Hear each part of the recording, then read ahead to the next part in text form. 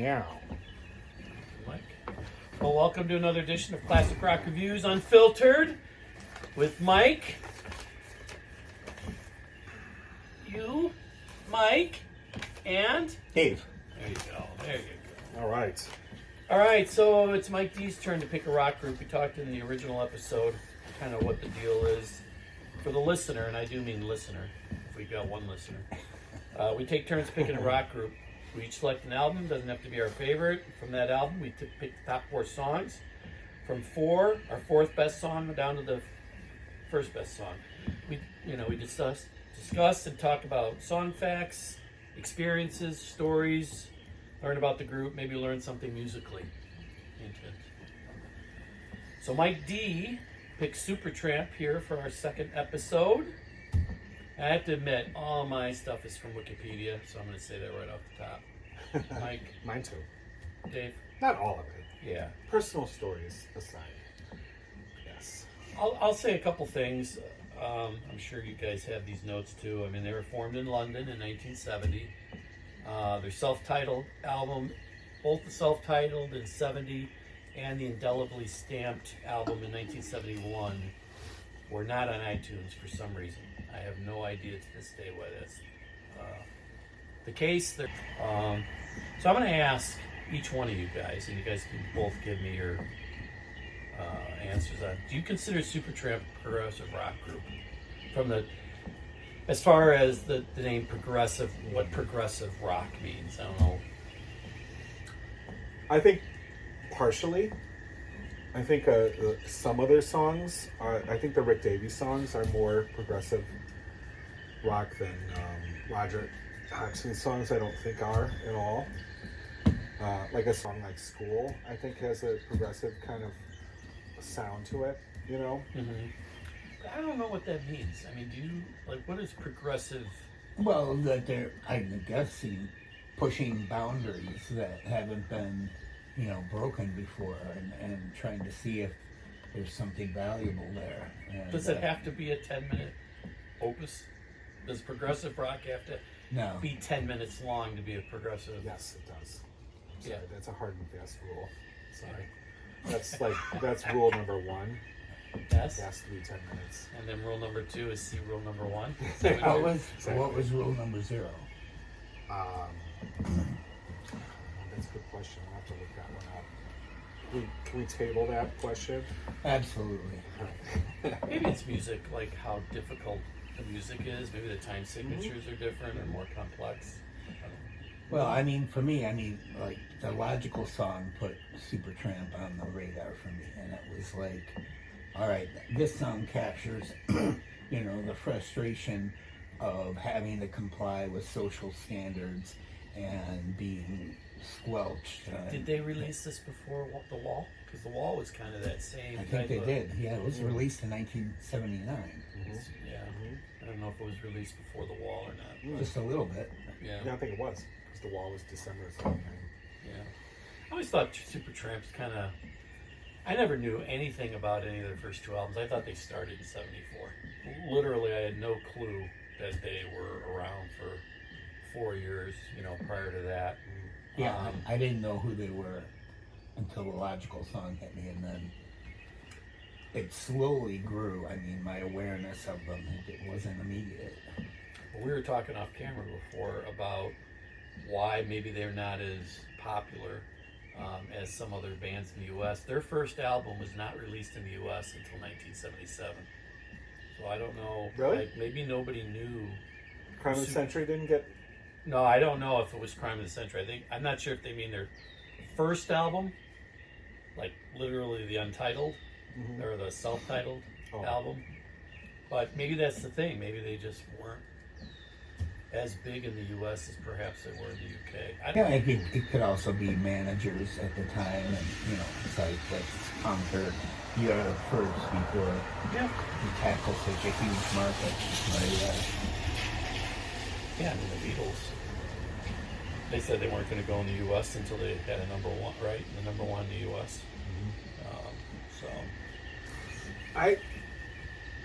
I remember the cover of Crime of the Century as a kid, and I have 3 older cousins that really influenced my musical taste, and cousins that were 2, 4, 6 years older than me, and we used to hang out at their house often, and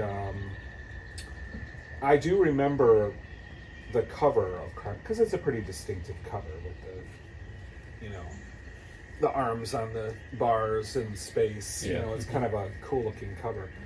I don't know if I knew any of those songs until probably the Logical song. I mean, from Breakfast in America. But I do remember seeing that cover early on in my childhood. So that, to me, I think that was my first exposure to them. But really, I would have to say it's probably the Logical song was the first song that I became aware of them, because that was so huge, such a huge hit song, all over the radio. Yeah, Right. and that was when I was in like 5th grade, I think. That came out in '79. Yeah, I remember hearing the Logical song. I think we were in a carpool going, I was in my freshman year in high school, and I remember in the car we were listening to, on WLS, the Logical song was on. I was like, who are these guys, right? But that's the first time I remember anything really about Supertramp. So this is what we're gonna do. So we're at the albums that we covered today, and I think it's their 3 best albums.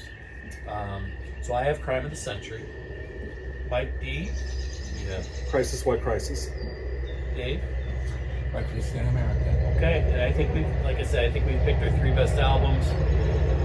I'm gonna throw this out there as a kind of a tongue-in-cheek. Should they be in the Rock and Roll Hall of Fame? Yes. Yeah, I think so. Yeah? Yeah. Because of the one album. Because of the one album. I mean, I don't think they can be reduced to that. I mean, they Crime of the Century has Bloody Well Right, and was Dreamer on that one. Yeah, and Give a Little Bit is on the later one. And, So you say yes. definitely, yeah, I do. I say yes, yeah. I mean, I say no. You say hi. even if they had, a lot of other hits, I mean, the way that this album plays out, it's just like you just go from one enjoyable song to the next. That's what I'm saying, though. Would you put them in the Rock and Roll Hall of Fame, though, if Breakfast in America was just an okay album, like Crime of the Century? Right? Good songs. I'd say yes, but I don't know what the guidelines for, being admitted are. That's true. Mm-hmm. I mean, my gut instinct is yes. I mean, for me, because Breakfast in America is like, we shouldn't, and I think It's like once we talk 12 about times this platinum, episode, wasn't it?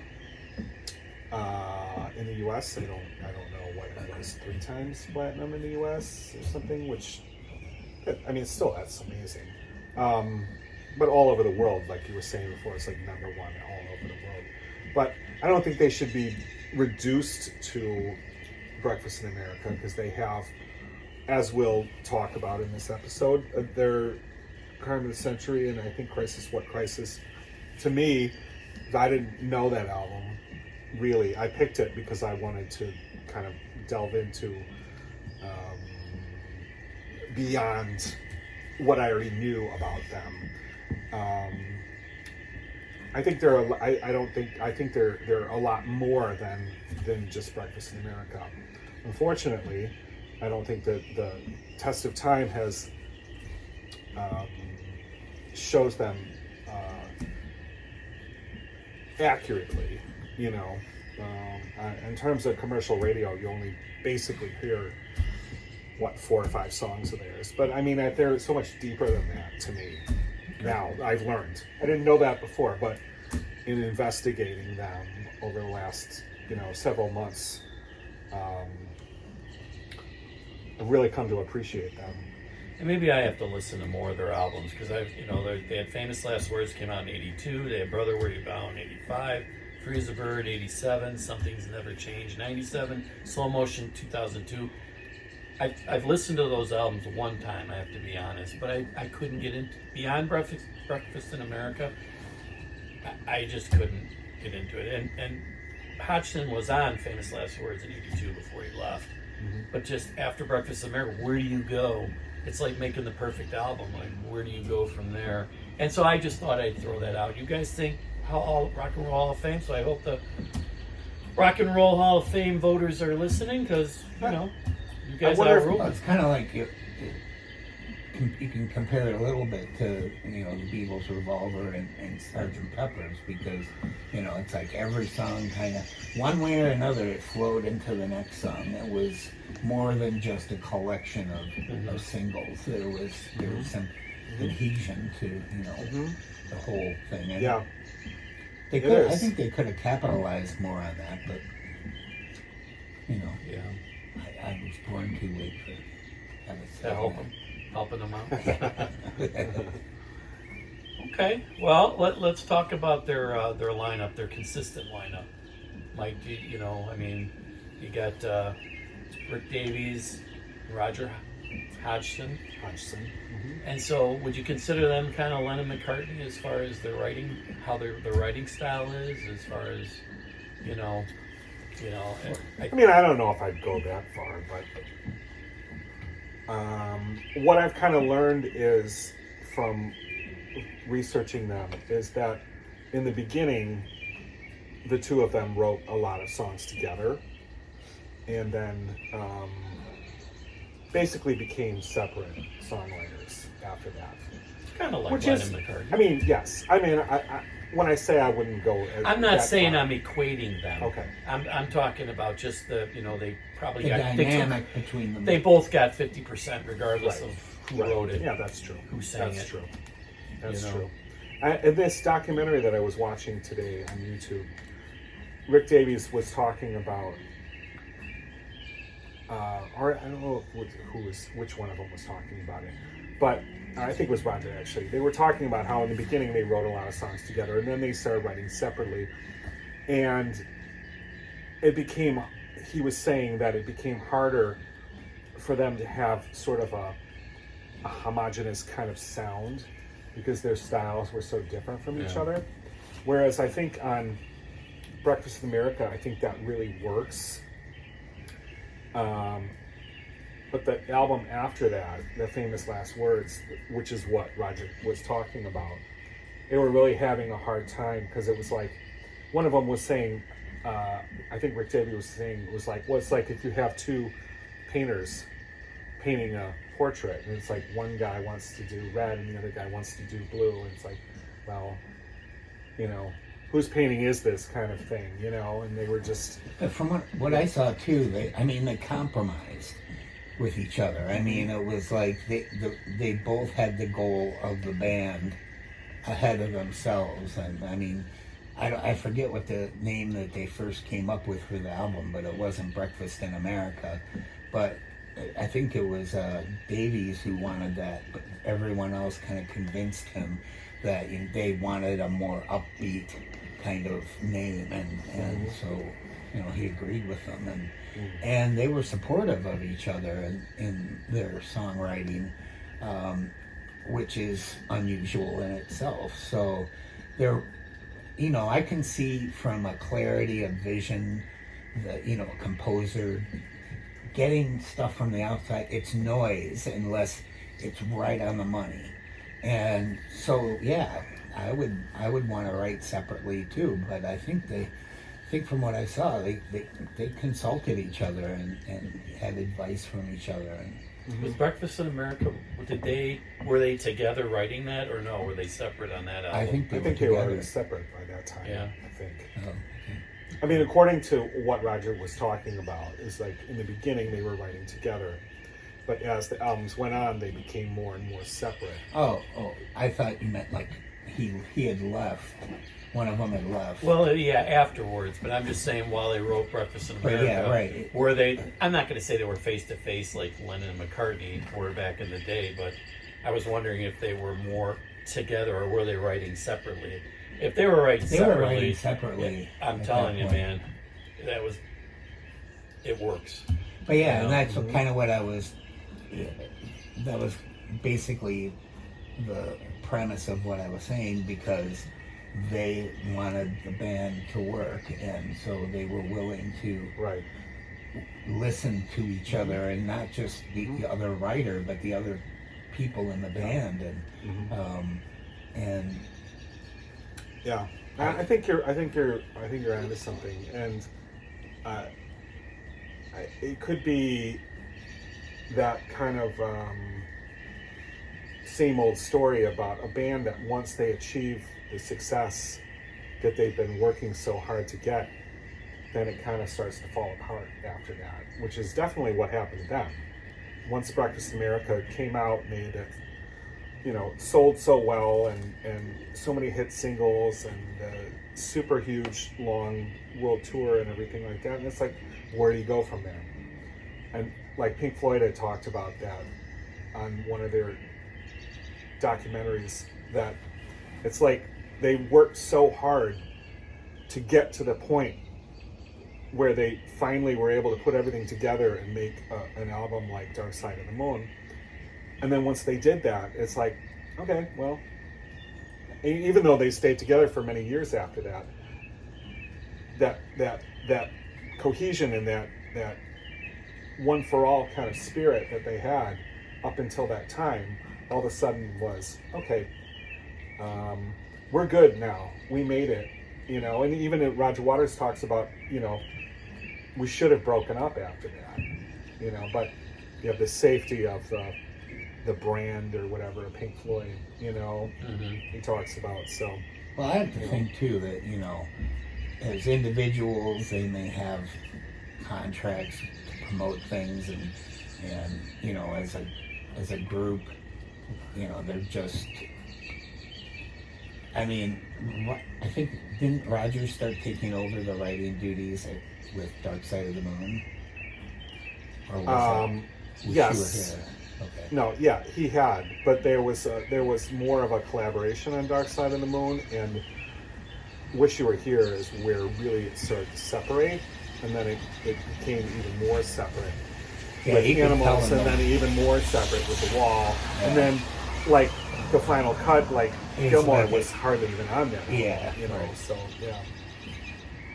Well, it's interesting you guys talk about Pink Floyd, because Supertramp's a lot like them. They came up with concept albums, and then it seemed like Pink Floyd came up with The Wall. So you had Dark Side of the Moon, and then you had Crime of the Century, which is very, very much of a concept album that I'll talk about. And then there was The Wall. But you see some similarities between the two groups. So going back to the lineups, you had Rick Davies, the founding member, Roger Hodgson. Apparently, I guess Davies had a band beforehand. He was looking for, when they were doing Supertramp, he was looking for a guitarist. And I guess 93 guitarists actually auditioned, including obviously Hodgson, and then Hodgson got the job. But he's also a great keyboard player. He plays what's called a Wurlitzer piano, which I'm going to talk about a little bit. Yep. And then you got John Hallowell, who's a saxophone, vocals, woodwinds. He's kind of the band's master of ceremonies. Apparently, when they toured, in between songs, he'd kind of tell jokes, and while they were, getting ready for the next song. And then you got Bob Siebenberg, who happens to be the only American in the band. I think the rest of them are English. And then what did he play? Drums? He's drums, and then, as you said, Doogie Thompson. Yeah, he's the bass player. Okay. So, I tell you what, we're going to take a commercial break, and we will be right back. Okay.